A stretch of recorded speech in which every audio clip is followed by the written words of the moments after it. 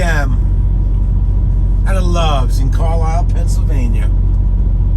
Welcome to the traffic jam that we have here.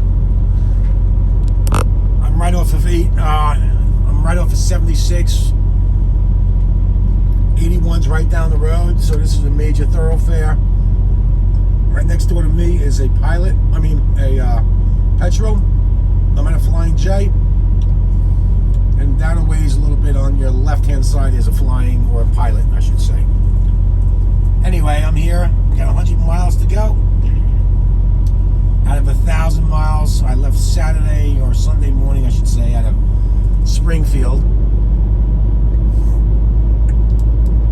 And I'm all the way in Pennsylvania. So I'll do the rest of it after my 10 hours up. Actually, I've been here since 8 o'clock this morning, to be honest with you. I've been driving the nights, so much more peaceful. The only thing I had last night that wasn't expecting was heavy fog in the mountains of Pennsylvania. Real bad fog. But that's the challenge of driving, folks. Even in May, June, July, you're going to get some pretty incredible weather nights when you're least expecting it. It creeps up on you, so you got to be on your game always. Get your rest. Especially if you're teaming, make sure you get your rest. But anyway, it's been a pleasure. The truck is all fixed. I'm sure you saw that video. I haven't really been making anything because there's nothing really to be reporting. But after this, I got a bum trailer. Came out of Springfield. I couldn't slide the tandems. There's a valve that you pull. We all know that valve that you pull. That when you pull it, it doesn't pull. So inbound couldn't fix it, and I wasn't certainly going to wait for the trailer shop because they had no interest in even looking at it. So I was in. The weight was perfect. It was good enough for me to make it out east. And once I unload this tomorrow, offload, it's a live unload. I'll then hike it up to Pittston and have them do what they need to do to fix it. So, and grab another load out of there. So hopefully it won't be a all-day event. It'll be something that I can, that they can do pretty rapidly. Hopefully, we never know though. But Pittston's pretty good about fixing stuff, especially with the trailer shop. I've had a lot of good experiences with them.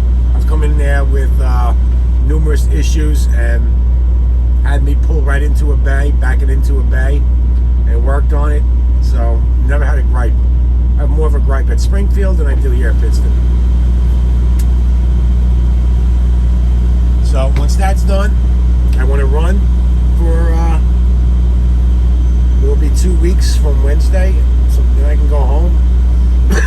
Everything I've been through, this 2 months have seemed like 2 years out here.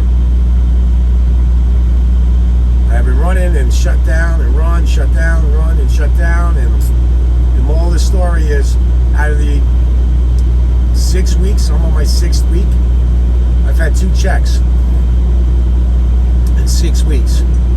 The worst stretch of running I've had since I became a lease operator.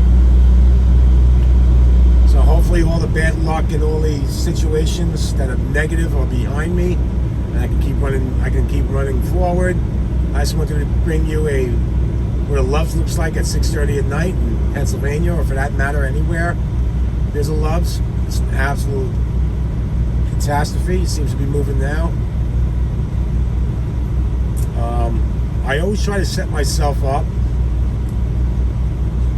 thinking about what time I'm leaving, so this way I don't get blocked in, and I've got a straight shot out so no one can park in front of me.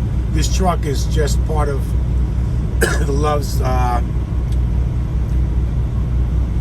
truck fixing bay. They will not be there at 2 o'clock in the morning when I leave at 1:30 in the morning.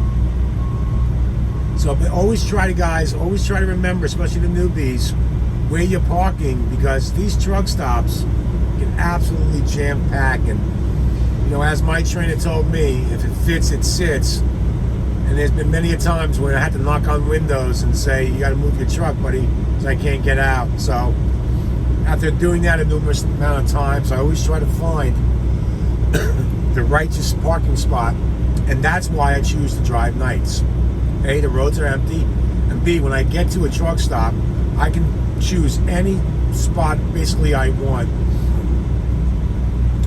other than coming here like this time, which sometimes I have to do it. But you know, you got to do what you got to do. But primarily, if you can drive nights, drive the nights.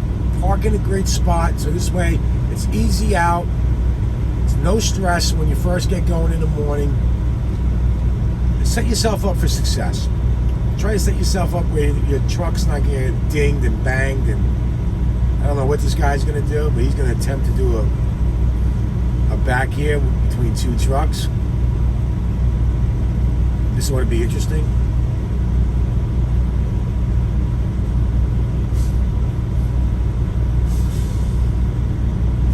Curious to see how he's going to maneuver this one. This guy in the US truck is not helping him out at all. He can back up 5 feet.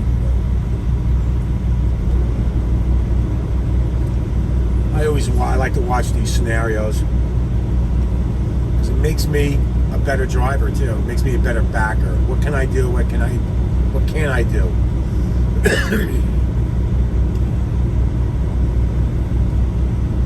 I don't know where he's going. I think he's going between the white truck and the green truck there. Yeah, he is. He's got it. He's got it. And you know what? That's good Samaritan that back there. He's helping him out. You put a little bit more right into it. There you go. Bend that trailer a little bit more. And that's how you learn how to back into tight spots, is by watching some of these veterans, you know.